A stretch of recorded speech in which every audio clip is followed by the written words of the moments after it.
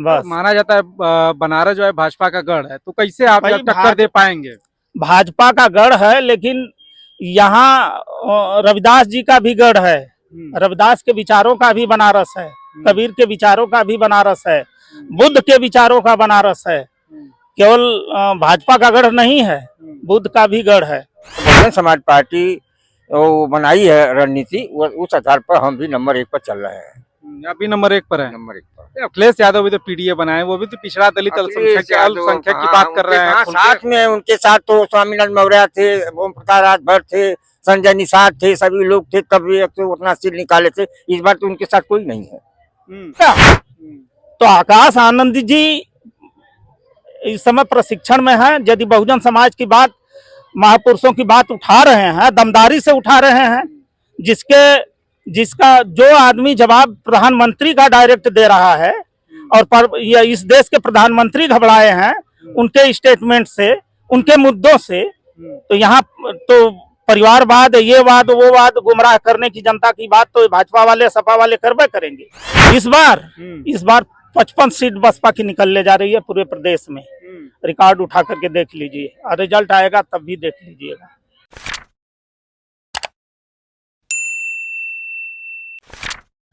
दोस्तों नमस्कार, आप देख रहे हैं देसी समाचार। आज हम मौजूद है बनारस में, और बनारस में आज है आकाश आनंद जी की रैली। अभी उनके आने में थोड़ा समय है और लोग काफी दूर दूर से आ रहे हैं। यहाँ पे कम से कम 3 जिले से लोग आए हैं, 2 मंडल के लोग आ रहे हैं, और यहाँ पे कुछ नेता है, तो उनसे थोड़ा बात करते हैं कि क्या माहौल है। नाम बताइए। मेरा नाम लालजी राम। उससे पहले आपके देसी चैनल को बहुत बहुत बधाई हो। और आज बहुजन समाज पार्टी के नेशनल कोऑर्डिनेटर आकाश आनंद जी की रैली है। इसमें सारे बहुजन समाज के लोग इकट्ठा हो रहे हैं बड़े पैमाने पर, उनके विचारों को सुनने के लिए। और देश के लोगों के ज्वलंत मुद्दे को आकाश आनंद जी हर मंच से उठा रहे हैं। तो क्या लगता है, जैसे आज ये बनारस में रैली है, और ये बनारस से, यहाँ से प्रधानमंत्री जी सांसद हैं, तो उनके गढ़ में आज रैली है, तो कितना प्रभाव पड़ेगा इस रैली का? हमको ये बताइए, प्रधानमंत्री अकेले प्रधानमंत्री तो बने नहीं हैं। जब ये लोकतंत्र है तो उसमें जनता का अहम रोल है। जनता ने उनको वोट दिया और वो प्रधानमंत्री बने। और जब कोई एक बार प्रधानमंत्री बन जाता है, मुख्यमंत्री बन जाता है, तो सब कुछ तो जनता है ना। जनता जब चाहेगी जिसको बनाएगी, और जनता मौका है अब जनता को बिगाड़ने का, तो अब की बार मौका जनता बिगाड़ेगी इनको। जनता तो अपने तरक्की के लिए नहीं प्रधानमंत्री, मुख्यमंत्री, सांसद, विधायक बनाती है। जब लोगों को लगेगा कि ये हम लोगों के अनुकूल काम नहीं कर रही है सरकार, तो लोग उतार देते हैं, जनता उतार देती है। तो आपको लग रहा है कि बनारस की जनता इस बार मोदी जी को नकार देगी? बिल्कुल नकारेगी, 100% नकारने जा रही है। कैसे? वोट से और इनके गलत नीतियों के कारण, मोदी जी के गलत नीतियों के कारण अब की बार इनको नकारने जा रही है जनता। पूरे देश की जनता नकार रही है, बनारस की नहीं, पूरे देश की जनता। मोदी जी तो कर रहे हैं अब की बार 400 पार हम जा रहे हैं। 400 पार नहीं, 2 जीरो हटा दीजिए, 4 हो जाएगा। पार नहीं, इस पार हो जाएंगे, केवल 4 पर रहेंगे बस। माना जाता है बनारस जो है भाजपा का गढ़ है, तो कैसे आप टक्कर दे पाएंगे? भाजपा का गढ़ है, लेकिन यहाँ रविदास जी का भी गढ़ है। रविदास के विचारों का भी बनारस है, कबीर के विचारों का भी बनारस है, बुद्ध के विचारों का बनारस है। केवल भाजपा का गढ़ नहीं है, बुद्ध का भी गढ़ है। लोग मानते हैं, मानवीय व्यवस्था को मानने वाले सबसे ज्यादा हैं। छल कपट से लोग, अभी जनता थोड़ा सा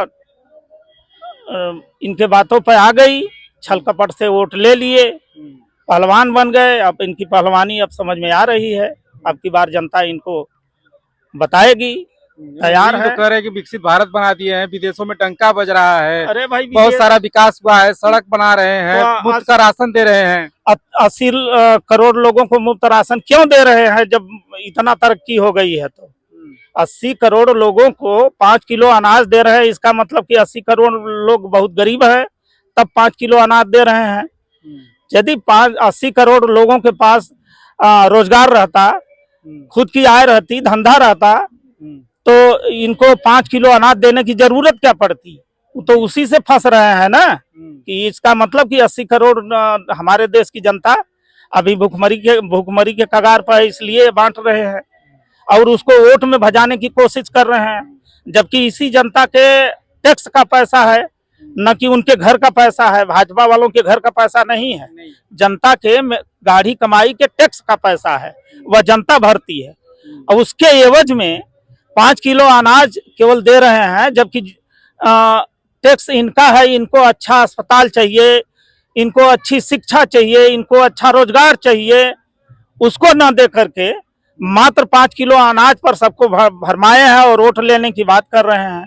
तो अब की बात सारे लोग सतर्क हो गए हैं, अब की बार इनके बहकावे में आने वाले आकाश आनंद जी की रैली है, तो क्या लगता है आकाश आनंद जी को बहुजन समाज अपना नेता मानेगा? लोग कह रहे हैं कि मायावती जी ने उत्तराधिकारी बना दिए, परिवारवाद में आ गई अभी। अरे भाई, परिवारवाद हम कह रहे हैं भाई, आकाश आनंद, पहली बात की मायावती जी का कोई परिवार नहीं है। मायावती यही तो भतीजे उनके हैं, तो परिवार के ही वे भतीजा है। अब कोई लड़की दूसरे काम में लगी है और उसके मायके से कोई आ गया लीडरशिप में, या कोई कलेक्टर बन गया और एसपी बन गया, तो परिवार कहा जाएगा।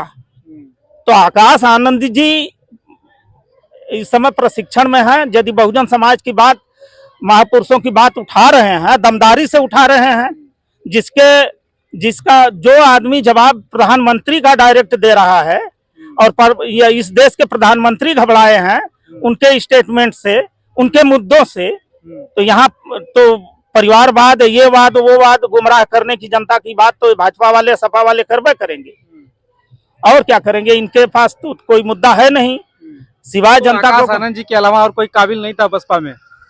बहुत सारे लोग काबिल हैं। मान्यवर कांशीराम साहब और बाबा साहब ने काबिल लोगों का भंडार बना करके गए हैं। तो फिर आकाश आनंद को क्यों उत्तराधिकारी बनाया? आकाश आनंद भाई अब भंडार लोगों का जो है, बुद्धिजीवी लोगों का नेतृत्व करेंगे, कर रहे हैं। तो आज बनारस की धरती से क्या संदेश देंगे आम जनता को? बहुजन समाज को क्या संदेश देंगे आज बनारस के? बहुजन समाज को संदेश उनका जहां जैसे हर जगह दे रहे हैं उसी तरह से यहाँ भी देंगे। क्या मुद्दा रहेगा बसपा का इस बार 2024 के चुनाव में? शिक्षा, रोजगार, तरक्की, लोगों की सहूलियत, स्वास्थ्य सबसे बड़ा मुद्दा है। पिछली बार आप सपा के साथ गठबंधन में थे और 0 से आपने 10 सीटें जीती, इस बार आप अकेले लड़ रहे हैं, तो कितना सीट फिर आएगा, या 10 से बढ़ेगा या घट जाएगा फिर? इस बार 55 सीट बसपा की निकलने जा रही है पूरे प्रदेश में। रिकॉर्ड उठा करके देख लीजिए, और रिजल्ट आएगा तब भी देख लीजिएगा। इतना कॉन्फिडेंस से कैसे बोल रहे हैं 55 आ जाएगा? कॉन्फिडेंस है पूरा। जिस तरह से बहन जी ने टिकट का बंटवारा किया है और जिस तरह से निकल करके बहन जी इतनी लंबी उम्र में समाज के लिए मेहनत कर रही हैं, उसके बाद आदरणीय आकाश आनंद जी को फील्ड में उतार दिया है, तो नौजवानों को, हमारे जैसे बुजुर्गों को, सारे लोगों को बहुत बड़ा बल मिला है, समाज के हर तबके को बल मिला है। चलिए ठीक है, और नाम बताइए चाचा, इधर आ जी, थोड़ा सा आइए जी। नहीं, आप ही बताइए। क्या लगता है इस रैली से? इस रैली से बहुजन समाज पार्टी लोकसभा 2024 के चुनाव में अधिक से अधिक जो है आपके हमारे ये सांसद निकलेंगे। कौन कौन निकलेंगे? कौन कौन नहीं, जितना निकलेंगे 55 जो कहे हैं भाई साहब, 55 निकलेंगे, सांसद बनेंगे। अच्छा, तो बनारस से कौन प्रत्याशी हैं आपके? बनारस के हमारे प्रत्याशी हैं, क्या नाम उनका? मौर्य जी? नहीं, ये मौर्य जी सतेंद्र, वो तो चंदौली के। बनारस के प्रत्याशी कौन है? अख्तर, क्या नाम, कोई मुसलमान है, क्या नमो क्या,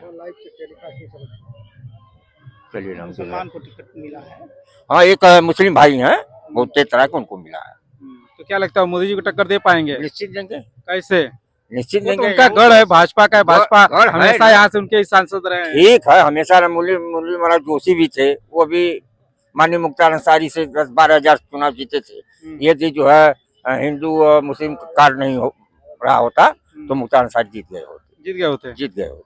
इस बार जो है त्रिकोणीय लड़ाई है। इसमें जिस तरह से यह बहुजन समाज पार्टी वो बनाई है रणनीति, उस आधार पर हम भी नंबर 1 पर चल रहे हैं। अभी नंबर 1 पर है। नंबर 1 पर अखिलेश यादव भी तो पीडीए बनाए, वो भी तो पिछड़ा दलित अल्पसंख्यक की बात कर रहे हैं। साथ में उनके साथ तो स्वामीनाथन मौर्य थे, ओम प्रकाश राजभर थे, संजय निषाद थे, सभी लोग थे, तब भी तो अपना सीट निकाले थे। इस बार तो उनके साथ कोई नहीं है, कोई नहीं है। आज भी एक जनवादी पार्टी के जो है दलित जो है अच्छी तरह से समझता है कि अपने शासन काल में आरक्षण प्रमोशन में आरक्षण की बिल फरवाए थे। दलित जानता है कि कौन दलित हितैषी है और कौन दलित विरोधी है। सारे कर्मचारियों का डिमोशन करवाए थे अपने शासन काल में। तो अपने मन से पीडीए बना ले, चाहे जो बना ले, समर्थन भी मिल रहा है उनको। अरे कहीं कुछ नहीं समर्थन मिल रहा है। डी का समर्थन कहाँ मिल रहा है? तो दलित और पिछड़ा अल्पसंख्यक बेकार है। पिछड़ा में मोस्ट बैकवर्ड के लोग कहाँ हैं इनके साथ? मोस्ट बैकवर्ड के लोग इनके साथ कहाँ हैं? मोस्ट बैकवर्ड के लोग तो कहते हैं कि भैया ये दंगा फसाद वाले हैं, सब इन सबों के साथ रहने लायक नहीं। सपा भी दंगा फसाद वाली, भाजपा भी, हम सब वही है। दंगे फसाद से ये सब आगे आते हैं। चलिए ठीक है दोस्तों, वीडियो में अभी के लिए इतना ही। आपको वीडियो कैसी लगी आप हमको कमेंट करके जरूर बताएं, और आप हमारे चैनल को लाइक करें, शेयर करें, सब्सक्राइब करें। बहुत बहुत धन्यवाद।